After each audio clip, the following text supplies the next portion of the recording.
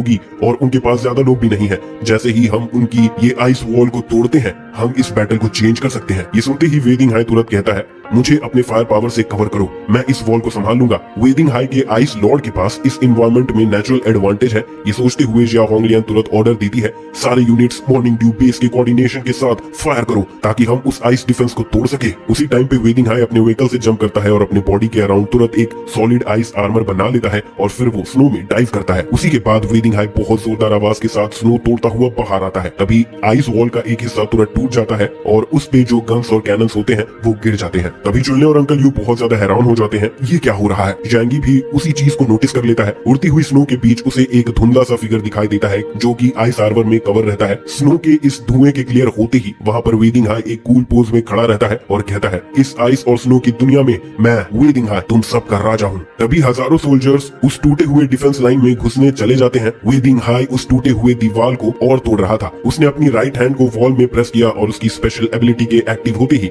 इतना बड़ा ice fortress तुरंत गिर जाता है जैसे कि वो पेपर का बना हो। ये देखते ही जैंगी थोड़ा चौंक जाता है। ये टेरिफाइंग आइस एबिलिटी चुनले के आइस एबिलिटी के कंपैरिजन में 100 गुना ज्यादा ताकतवर है। इस डिस्टेंस से जैंगी का डिवाइन माइट अनलीश करना थोड़ा मुश्किल होगा। इसलिए जैंगी सभी लोगों को वॉइस कम्युनिकेशन के थ्रू बताता है कि फाइट करने के लिए तैयार हो जा। ये तो पहले से ही एक्सपेक्टेड था कि डिफेंस लाइन टूट जाएगा क्योंकि ये तो अनरियलिस्टिक हो जाएगा कि हम केवल आइस बैरियर के सहारे ही इन चारों फैक्शन के फोर्सेस को रोक ले। पर कोई बात नहीं, डिफेंस लाइन के पीछे अंकल यू और चुनले भी उन्हें संभालने के लिए वही है। वेदिंग हाई अपने सक्सेस में कुछ ज्यादा ही खो गया था। उसे अचानक से एक चिलिंग फ्लैश अपने गले के पास महसूस होता है। इस अटैक से वेदिंग हाई अपना बैलेंस खोकर जमीन पर गिर जाता है पर फिर भी उसके गाल पे ब्लेड से एक स्लैश पड़ जाता है। ऊपर देखते ही उसे एक लंबी औरत तलवार पकड़ी दिखाई देती है। उसकी आंखों में मर्डरस इंटेंस साफ दिखाई दे रहा था और वो उसके सामने आ जाती है। वेदिंग हाई धीरे से बोलता है ये अटैक मेरे फ्रॉस्ट आर्मर को भी तोड़ सकता है। उसका फ्रॉस्ट आर्मर आइस क्रिस्टल से बना हुआ है और लगभग वाइब्रेनियम जितना स्ट्रॉन्ग है। फिर भी उसका गला लगभग कट ही गया था। वेदिंग हाई अब और इस आइसी एनवायरनमेंट में इंगेज नहीं होना चाहता था जहां उसकी एबिलिटी उसे अटैक, डिफेंड, एडवांस और रिट्रीट करने का अलाउ करती थी। वो तुरंत अंडरग्राउंड आइस में मर्ज होने लगता है। लियांग यू गुस्से में चिल्लाते हुए कहती है मोटे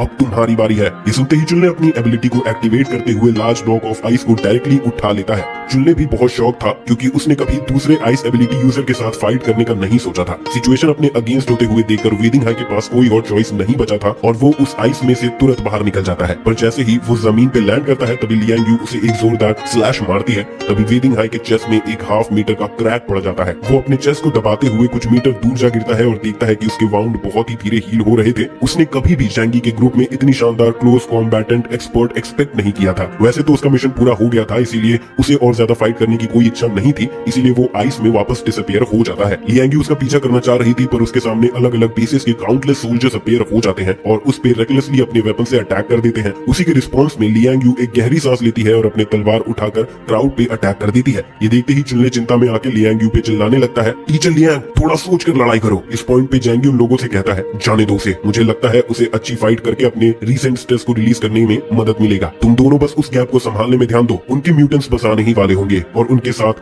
बहुत ही टफ बैटल होगी। हजारों सोल्जर शेल्टर की तरफ अटैक करने के लिए आगे बढ़ने लगे। जिया होंगलियान मौके का फायदा उठाते हुए अपनी बोतल से एक सिप लेकर आग की एक बड़ी लपट आइस डिफेंस लाइन की तरफ भेज देती है जिससे कि आइस बैरियर तुरंत पिघलने लग जाता है। ये देखते हुए अलाइड फोर्सेस की मोरल हाई हो जाती है और जिया होंगलियान के कमांड को फॉलो करते हुए वेयरवुल्व्स और सोल्जर्स हवा की स्पीड से ही टूटे डिफेंस लाइन की तरफ जाने लगते हैं। तभी एक बड़ा स्नो स्टॉर्म डिफेंस लाइन के गैप के बीच में आने लगता है क्योंकि चुनले अपनी एबिलिटी को एक्टिवेट करके बहुत ज्यादा स्नो समन करके गैप को ब्लॉक करने की कोशिश कर रहा था। उसी मोमेंट पे जायंट फ्लावर भी गैप के फ्रंट पे खड़ी हो जाती है और गुस्से में अपनी तरफ आते सभी सोल्जर्स पर दहाड़ती है। फ्लावर की इतनी खतरनाक दहाड़ सुन के कई सोल्जर्स के कान के पर्दे फट जाते हैं। तभी अंकल यू भी गैप के बीच अपीयर होते हैं। वो अपने हाथों में गैटलिंग गन लिए हुए और बुलेट बेल्ट पहने हुए थे। एक दहाड़ के बाद वो ट्रिगर को लॉक करके आते हुए सोल्जर्स पर ओपन फायर करना स्टार्ट कर देते हैं जिससे कि सोल्जर्स की बॉडी छलनी हो जाती है। इस दौरान डिफेंस लाइन के बाहर लियांग यू फाइट से बहुत एक्साइटेड हो गई थी। उसकी एबिलिटी बहुत सिंपल थी। लिंग फेंग की तरह वो अपने एट्रीब्यूट्स को एनहांस कर लेती थी, चाहे वो स्पीड हो या स्ट्रेंथ या रिएक्शन हो या फिर इंट्यूशंस। पहले से ही वो मार्शल आर्ट मास्टर थी पर अपनी इन एबिलिटीज के साथ उसे हराना और भी मुश्किल हो गया था। उसके स्वॉर्ड के हर एक स्लैश के साथ कई सोल्जर्स की जाने जा रही थी, उसकी एक ही अल्टीमेट टारगेट थी जो कि शिया होंगलियांग थी, जो कि बहुत ज्यादा दूर भी नहीं थी। लियांग यू अपने स्टूडेंट्स के मौत का बदला लेने के लिए बहुत बेताब थी। लियांग यू अपने रास्ते में आने वाले हर चीज को काटते हुए आगे बढ़ रही थी और जियाओ के पास जाने की कोशिश कर रही थी। तभी उसे अपने गाल पे एक शार्प चिल साइड से महसूस होती है। लियांग यू उस खतरनाक ब्लो को ड्रैगन रोड से ब्लॉक करती है। तभी वो वेयरवुल्फ लियांग यू को शिकारी की तरह देखते हुए कहता है, ये तो बिल्कुल भी ठीक नहीं है, ये तुम मेरे लोगों को सब्जी की तरह काट रही हो। ये सुनते ही लियांग यू इंटेंस फ्लेम में जलने लगती है और उसकी आंखें डेमोनिक ब्लड रेड में चेंज हो जाती है। इस खतरनाक स्टेट में लियांग यू को जैंगी और यांग शिनशिन ने भी नहीं देखा है, पर फिर भी वेयरवुल्फ इस टेरिफाइंग फॉर्म को देखकर भी नहीं डरता है, बल्कि खुश हो जाता है। वो अपनी जीभ निकालकर डरावनी हंसी हंसने लगता है। बहुत बढ़िया कहते हुए वो एक अटैक स्टांस लेता है और उसका फॉर्म और बड़ा होने लगता है और उसके पंजे भी बहुत बड़े हो जाते हैं। लियांग यू उस वेयरवुल्फ को घूरते हुए अपनी लंबी तलवार धीरे से निकालती है और अपने अटैकिंग स्टांस में आ जाती है और चैलेंज को फेस करने के लिए तैयार हो जाती है। Top level martial artist master होने के कारण वो कई अलग अलग कंट्रीज के मार्शल आर्ट्स में प्रोफिशिएंट थी, स्पेशली अपने स्वॉर्ड टेक्निक में। लाइजुत्सु उसके one of the most skilled deadly moves में से एक था। वेयरवुल्फ के पास भी बहुत भयानक असॉल्ट स्पीड और इम्पैक्ट था। कुछ खतरनाक दहाड़ के बाद उसका फिगर धुंधला होकर गायब हो गया और वो हवा की स्पीड से मूव करते हुए लियांग यू की तरफ आने लगा। तभी वेयरवुल्फ के पंजे लियांग यू के जस्ट सामने से बिल्कुल वैसे ही गुजरते हैं जैसे वो आयरन क्लॉट उसके गले के पास से। अब इतना कुछ होता देख लियांग यू की आंखें पूरी तरह से लाल हो गई और उसने अपनी स्वॉर्ड को एक झटके में निकाला और एक ही स्ट्राइक के साथ उस वेयरवुल्फ के गले और आर्म्स को काट दिया। वेयरवुल्फ अभी भी अपने चार्जिंग पोस्चर में ही खड़ा था और जैसे ही लियांग यू की तलवार नीचे हुई, वेयरवुल्फ के आर्म्स और उसका हेड जमीन पर नीचे गिर गया। तभी लियांग यू जिया होंगलियांग की तरफ देखने लगी। उसकी रिवेंज की डिजायर अभी भी बाकी थी। इसी दौरान टूटे हुए डिफेंस लाइन पे अंकल यू, चुनले और फ्लावर पूरा दम लगा के डिफेंड कर रहे थे, पर सामने वाली तीनों फोर्सेस के पास बहुत ही पावरफुल म्यूटेंट्स थे। पर फिर भी अंकल यू डुअल कैटलिंग टर्मिनेटर में बदल जाते हैं। हालांकि वो सिर्फ ऑर्डिनरी म्यूटेंट को ही मार रहे थे और किसी पावरफुल म्यूटेंट को कोई सस्टेंशियल डैमेज नहीं दे पा रहे थे। तभी एक ब्लू फ्लैश अंकल यू के साइड से आती है और अगले ही सेकंड अंकल यू के ऊपर एक फिगर अपीयर हो जाती है। वो वेदिंग हाई का असिस्टेंट चेन जुगान था, जो कि अंकल यू के बॉडी पे पाइथन की तरह लिपटा हुआ था और फिर उन्हें मसलने की कोशिश करता है। अंकल यू अपनी पूरी ताकत लगाकर उससे एस्केप करने की कोशिश करते हैं, पर वो ऐसा नहीं कर पाते। चेन जुगान हंसते हुए कहता है कि यहाँ तक कि हैवी स्नाइपर्स भी मुझे चोट नहीं पहुंचा सकते, तो तुम्हारी ताकत से मुझे एस्केप करना तो तुम्हारे लिए नामुमकिन है। चेन जुगान की एबिलिटी थी कि वो एक रबर मैन है जो कि इफेक्टिव होता है अंकल यू जैसे टैंक लाइक बॉडी के लिए। फॉर्चुनेटली फ्लावर इस सीन को नोटिस कर लेती है और उन दोनों पे जोर से दहाड़ती है। फिजिकल स्ट्रेंथ के मामले में चेन जुगान अंकल यू के बराबर नहीं था। फ्लावर की इस दहाड़ से उसकी ईयर ड्रम फट जाती है और वो बेहोश हो जाता है। अंकल यू इस अपॉर्चुनिटी का फायदा उठाते हुए उसके चंगुल से छूट जाते हैं और उसकी पिटाई करने के लिए प्रिपेयर हो जाते हैं। पर फिर भी चाहे वो बेहोशी क्यों ना हो, वो अब भी लेदर की तरह टफ था, जिससे ना कि उसे तोड़ा जा सकता है और ना ही इंजर किया जा सकता है। म्यूटेंट्स को एक एक ज्वाइन करते हुए देखकर जियांगी थोड़ा घबरा जाता है। उसे पता था कि इस फाइट को कंटिन्यू करने से उसकी टीम बहुत ही खतरनाक सिचुएशन में फंस जाएगा। वो अपने किसी भी टीम मेंबर को इस फाइट में मरते हुए नहीं देख सकता है। वो सभी को वॉइस कम्युनिकेशन के थ्रू कहता है सभी लोग तुरंत शेल्टर की तरफ रिट्रीट करेंगे। लियांग यू, तुम भी। रिट्रीट का ऑर्डर सुनते ही सभी लोग फाइट करते हुए रिट्रीट करना शुरू कर देते हैं। इस दौरान ऐसा लग रहा था कि लियांग यू रिट्रीट ना करके रिवेंज के लिए अटैक कर देगी, पर इसके बजाय वो सिंपली नीचे झुककर वेयरवुल्फ के हेड को उठाती है और तुरंत रिट्रीट करने के लिए शेल्टर की तरफ भागती है। आखिरकार इतने लंबे समय से लड़ते हुए उसकी एबिलिटी भी बहुत घट चुकी थी। बिना यांगमी के बनाए हुए खाने के वो अभी तक लड़ भी नहीं पाती, पर इस बार उसके एफर्ट्स खाली नहीं गए। कम से कम उसने एक पावरफुल म्यूटेंट को तो मार ही दिया है। जैंगी के स्नाइपर राइफल के कवर से ग्रुप तुरंत शेल्टर में रिट्रीट कर पाते हैं। इस समय तक जैंगी स्नो वॉरशिप सेक्ट के मेंबर्स को देखता है जो कुछ डिस्टेंस पे थे और वो कुछ भी नहीं कर रहे थे, इसलिए जैंगी उन्हें पनिश करने का डिसाइड करता है। इतनी मुश्किल में खुद से फाइट करने के बाद जैंगी बिना मेहनत के उन लोगों को सारा बेनिफिट नहीं लेने दे सकता था। उसने यांग शिनशिन से कंट्रोल रूम में कहा, सारे के सारे फायर्स को स्नो वॉरशिप सेक्ट की तरफ एम कर दो। यांग शिनशिन के ऐसा करते ही सारे fire power network snow worship sect की तरफ तुरंत एक्टिवेट हो जाते हैं। अचानक से इतनी गोलीबारी से स्नो वॉरशिप सेक्ट को बहुत भारी नुकसान होता है। जिंगी जियान जैंगी के डायरेक्शन में पॉइंट करते हुए गुस्से में कहता है, जैंगी तुम कोई रिस्पेक्ट शो नहीं कर रहे हो। पर फिर भी वो समझ जाता है कि जैंगी उनके एक्ट करने की हेजिटेशन को देखकर बहुत गुस्से में है। इस मोमेंट पे जिंगी जियान अपने गुस्से को काबू में करके सोचता है, ऐसा लगता है जैंगी का डिफेंस भले ही टूट गया हो, पर जैंगी अभी हारा नहीं है और शायद हमें उस पर अटैक करने का कोई एडवांटेज भी ना मिले। अब हमारे एक्शन करने का टाइम आ गया है। अब स्नो वॉरशिप सेक्ट का जिंगी जियान भी अपने फॉलोअर्स को शेल्टर की तरफ मूव करने का ऑर्डर देता है। तभी soldier smoke grenade continuously shelter की तरफ थ्रो करना स्टार्ट कर देते हैं और पूरे माहौल को स्मोक में ढककर जैंगी के स्नाइपिंग टैक्टिक्स में रुकावट शुरू कर देते हैं। अंकल यू और चुनले भी भागते हुए रूफ टॉप में पहुंच जाते हैं। जैंगी शेल्टर पूरी तरह से घिर चुका है। अब हम क्या करें? क्या हम सरफेस बिल्डिंग को छोड़कर अंडरग्राउंड बेस में छुप जाएं? जैंगी मजाक उड़ाते हुए कहता है, पैनिक क्यों हो रहे हो? शेल्टर को तोड़ना इतना भी आसान नहीं है। उनके पास तो कोई मिसाइल भी नहीं है। पर ऐसा कहते ही उसके कानों में एक जोरदार आवाज सुनाई देती है। स्मोक में उसे एक बड़ा सा कंस्ट्रक्शन व्हीकल धीरे धीरे शेल्टर की तरफ आता हुआ दिखाई देता है। ये देखते ही जैंगी चौकन्ना हो जाता है और तुरंत अपनी पॉकेट डायमेंशन को खोल लेता है और उसमें से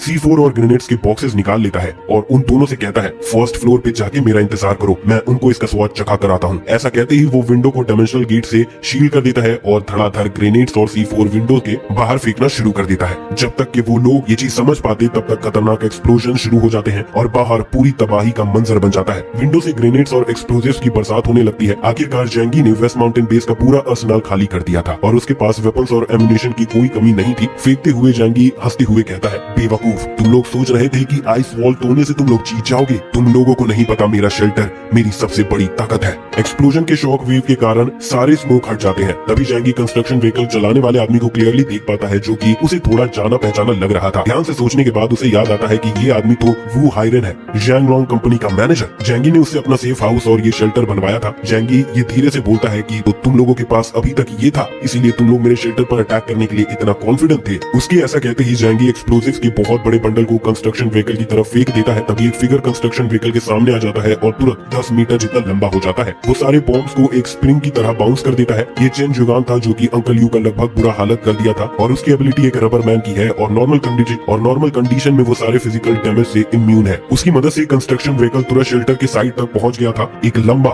मैकेनिकल आर्म उस व्हीकल से बाहर निकलता है और सही जगह ढूंढने के लिए अपनी गोल्डन फ्लेम से शेल्टर में कटिंग शुरू कर देता है। शाओंगलियान अभी भी बैटलफील्ड को संभाल रही थी। वो कमांड देती है, सभी लोग फैल जाओ और जैंगी के काउंटर अटैक के एंगल को अवॉइड करते हुए शेल्टर के साइड्स में अटैक करो। ये देखकर जैंगी तुरंत मुसीबत में आने लगता है। उसी मोमेंट पे वॉइस सिस्टम भी एक अलर्ट इशू करता है। शेल्टर की वॉल्स को बहुत ही हाई टेम्परेचर पर कट किया जा रहा है और डैमेज लेवल 0.001% है। ये सुनकर जैंगी थोड़ा घबरा जाता है और सोचता है वॉल को शायद पूरी तरह कट कर दिया जाएगा। ये शेल्टर वू हायरन के सुपरविजन में बनाया गया था, इसीलिए उसे अच्छे से पता है कि कहाँ कटिंग करना स्टार्ट करनी है ओपनिंग बनाने के लिए। इसके बावजूद भी जैंगी वॉइस सिस्टम से शांति से पूछता है इसको पूरा कट थ्रू होने में कितना समय लगेगा। इसमें वॉइस सिस्टम जवाब देता है, अभी के प्रोग्रेस और स्पीड को देखते हुए कम से कम 1.5 घंटा लगेगा पूरी तरह पेनिट्रेट करने में। ये सुनते ही जैंगी को थोड़ा राहत मिलता है। 1 घंटे से ज्यादा इतना तो काफी होगा कई लोगों को मारने के लिए। वॉल में कटिंग होने की आवाज जोर जोर से गूंजने लगती है और फिर फर्स्ट फ्लोर पे अंकल यू और बाकी के लोग थोड़ा चिंता करने लगते हैं। चुनले तुरंत जैंगी से पूछता है, बॉस क्या हमें अंडरग्राउंड में जाने की जरूरत है? इस पे जैंगी बोलता है, चिंता मत करो, सब कुछ अंडर कंट्रोल है। इस दौरान शेल्टर के सामने वेदिंग हाई और जियाओ होंगलियान अपने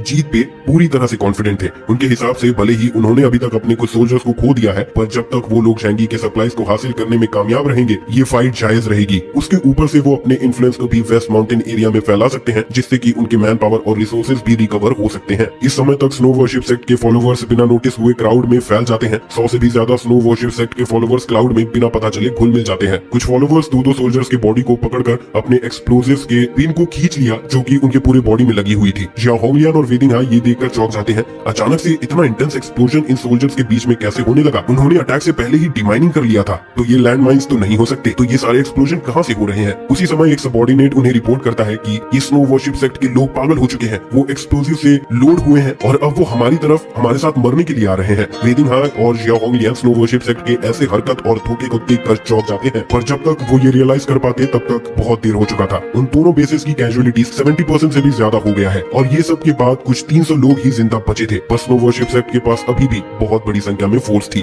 उसी समय जिंगी चियान 2 डैमेज्ड वॉर व्हीकल को लेविटेट करता है, कंट्रोल करते हुए जियाओ होंगलियान और वेदिंग हाई की तरफ फेंक देता है। वेदिंग हाई अपने आइस और स्नो के कंट्रोल से उस व्हीकल को ब्लॉक कर लेता है और जियाओ होंगलियान भी दूसरी गाड़ी को पुश करके दूर कर देती है। जिंगी चियान के अंदर बहुत समय से दबा हुआ गुस्सा अब रिलीज हो जाता है और उसके कंधों से भारी बोझ हट जाता है और वो एक कोल्ड स्माइल के साथ कहता है, कमीनो, आज तुम्हारे मरने का दिन है। स्नो वर्शिप सेक्ट बहुत लंबे समय से तुमसे जूझ रहा है और हमें हर चीज की बहुत ज्यादा कीमत चुकानी पड़ी है केवल जिंदा रहने के लिए। हमारे पास समझौते के अलावा कोई चॉइस नहीं रहता था, पर अब हमारे पास फ्री होने का एक मौका है जिसे हम जाने नहीं दे सकते। ये बोलते हुए वो जोर जोर से हंसने लगता है। जिंगी चियान की कमांड से स्नो वर्शिप सेक्ट एक इंटेंस अटैक लॉन्च कर देते हैं। जैंगी ये सब अपने शेल्टर से देख रहा था और स्माइल करते हुए कहता है, यही टाइम है उनको खत्म कर देने का। एक तरफ से स्नो वर्शिप सेक्ट और दूसरी तरफ से जैंगी, दोनों के एक साथ अटैक करते ही रेडियंट प्रोस्पेरिटी बेस और मॉर्निंग ड्यू बेसिस को फंसाया जा सकता है जहाँ से उनके निकलने का कोई रास्ता नहीं होगा। इस समय अंकल यू और चुनले यांगमी का बनाया खाना खाकर अपने स्ट्रेंथ को रिकवर कर रहे थे और ये बोला जा सकता है कि इस समय यांगमी की